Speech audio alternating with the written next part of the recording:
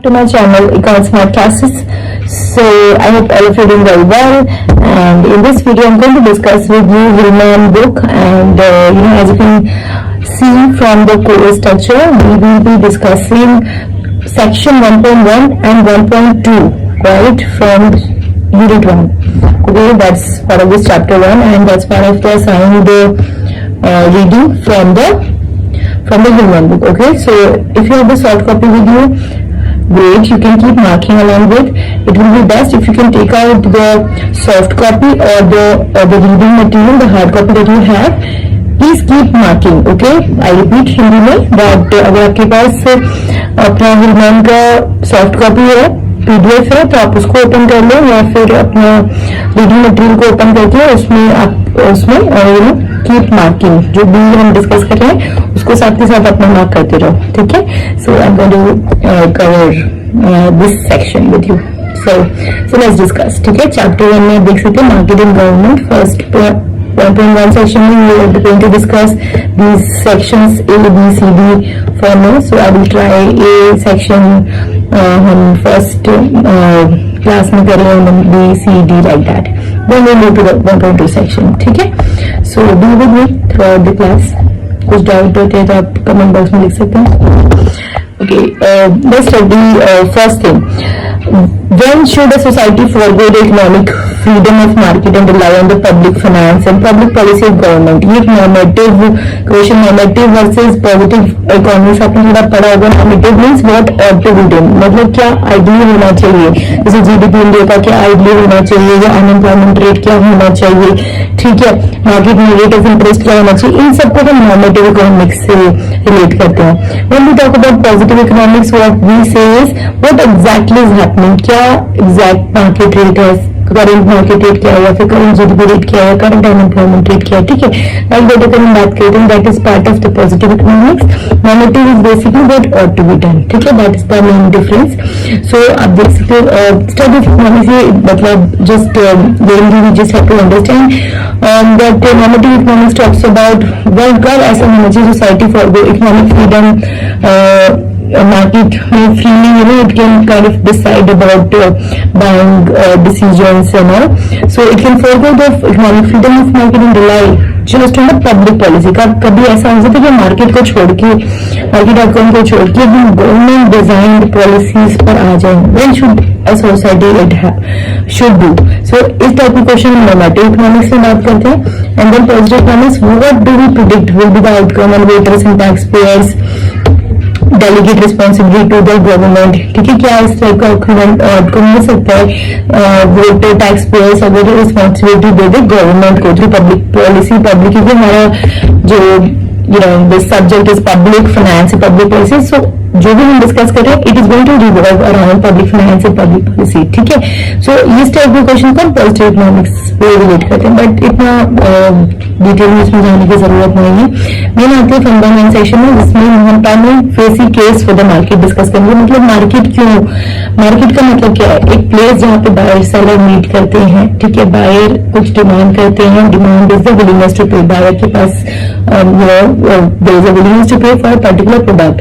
ठीक है, और मल्टीपल प्रोडक्ट्स, तो उस चीज की डिमांड है. सेलर्स के पास there is certain amount of good that he wants to, the seller wants to supply at a certain price. So that is how, जब जहां जिस पर्टिकुलर प्लेस पे बायर्स एंड सेलर मीट करते हैं उसको हम मार्केट आउटकम, मार्केट बोलते हैं. ठीक है, तो ये सेक्शन में हम स्टडी करते हैं. आप प्लीज मार्क करते रहो अपने रिस्पेक्टिव रीडिंग्स में या फिर PDF में, इट विल बी ग्रेट. ठीक है, self interest with value markets, buyers and seller they pursue personal interest. सबका अपना पर्सनल इंटरेस्ट होता है. सेलर को अपना प्रॉफिट मैक्सिमाइज करना है, बायर को अपनी यूटिलिटी में सेटिस्फेक्शन मैक्सिमाइज करना है. ठीक है, keep marking.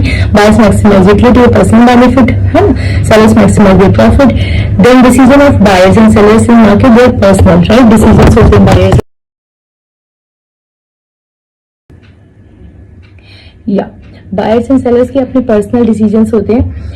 And voluntary rather than voluntary, ऐसा नहीं है कि सबका कलेक्टिव इंटरेस्ट हो रहा है उसमें। बायर का एक बार का अपना पर्सनल इंटरेस्ट होगा कोई पर्टिकुलर गुड परचेज करने के लिए, है ना। Individual can not lose from personal voluntary market decisions.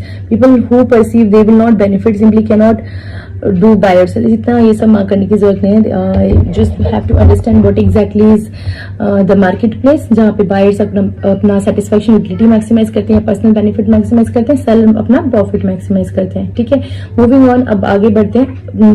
So Adam Smith के बारे में डिस्कस किया। एडम स्मिथ एक बहुत फेमस इकोनॉमिस्ट रहे हैं। उनका ड्यूरेशन 1723 to 90 रहा है। That duration he is said to be founder of modern economics. ठीक है, बेसिक चीजें पता होनी चाहिए। मॉडर्न इकोनॉमिक्स के फाउंडर रहे हैं एंड उनकी जो टीचिंग्स रही है एडम स्मिथ की, it is related to the market, मतलब कॉम्पिटिटिव मार्केट कैसे आउटकम डिफाइन करते हैं। ठीक है, so propose that when people seek personal benefit in market, ensuing market outcome benefit society at large. मतलब जो कॉम्पिटिटिव मार्केट आउटकम है, जो इसमें बायर सेलर मीट कर रहे हैं, अपने आउटकम डिसाइड कर रहे हैं, so that market decision itself will satisfy, it will maximise the society outcome at last. So ultimate जो सोशल बेनिफिट की हम बात करें, सोसाइटल बेनिफिट की भी बात करें, वो मार्केट आउटकम से it will be achieved in itself.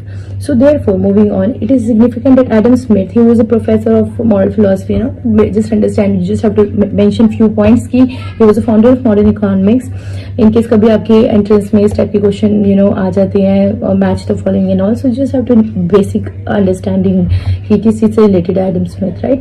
Now it is referred to the invisible hand concept. Now invisible hand का क्या मतलब है? देखो, it's a sort of social benefit at large. Social benefit at large, it means what? मतलब invisible as the name suggest, it's not visible to us. ठीक है, तो जो मार्केट आउटकम है, बायर्स सेलर्स अपना पर्सनल सेटिस्फैक्शन मैक्सिमाइज कर रहे हैं, सेलर्स अपना they are maximising their own profit. So this market place जहां पर दोनों अपने सेल्फ इंटरेस्ट को मैक्सिमाइज कर रहे हैं, उससे सोसाइटी को अल्टीमेटली बेनिफिट हो रहा है। और ये कहीं ना कहीं इनविजिबल आउटकम है कि अल्टीमेटली सोसाइटी बेनिफिट हो रही है। ठीक है, so invisible hand transform the quest मतलब जो हमारी इच्छा है for private benefit in market, that is leading us to the social benefit. जो अपना प्राइवेट बेनिफिट मैक्सिमाइज कर रहे हैं, जैसे देयर आर 3 बायर्स, बायर 1 2 3, सब अपना अपना पर्सनल बेनिफिट मैक्सिमाइज कर रहे हैं, but eventually it's leading to the society benefit at large. So this is how invisible hand is playing its role, and it transforms the quest for private benefit into the social benefit. ठीक है, so इस concept को हम invisible hand कहते हैं. Now people don't intend their personal market decision result in social benefit. People intend नहीं करते कि जो उनका personal decision है उससे social benefit हो eventually, but अल्टीमेटली ये अपने आप ही हो रहा है। ठीक है, इस वजह से इसको हम इनविजिबल हैंड कहते हैं। पीपल तो अपना ओन पर्सनल इंटरेस्ट मैक्सिमाइज कर रहे हैं ना, नॉनदलेस इनविजिबल हैंड इंश्योर करता है दैट पर्सनल डिसीजन जो बनाए गए जा रहे हैं, personal decided self interested outcome, there also good for the society. जो हम खुद अपने लिए सेल्फ इंटरेस्ट आउटकम बना रहे हैं, अल्टीमेटली उससे सोसाइटी को बेनिफिट हो रहा है। ठीक है, इनविजिबल हैंड देयरफॉर रिकंसाइल करता है सेल्फ इंटरेस्ट और वर्च्यू, अपना जो इंटरेस्ट को मैक्सिमाइज करे उस पर फोकस करता है, and that is the base, and that is ultimately leading to the social benefit eventually. So invisible hand eliminate hypocrisy. There is no hypocrisy in the market क्योंकि buyers अपना satisfaction maximize कर रहे हैं, seller अपना profit maximize कर रहे हैं, तो there is no hypocrisy situation as such. Fine. Adams, yeah. Now this is the first section, बहुत simple सा है. ठीक है. Now let's move to the efficiency and competitive market. If you want, we can discuss this B part in the next video. Okay, so the short video होंगी, section specific होंगी, so it will be like kind of easier for you. I can just go on continue also, but maybe आपके लिए short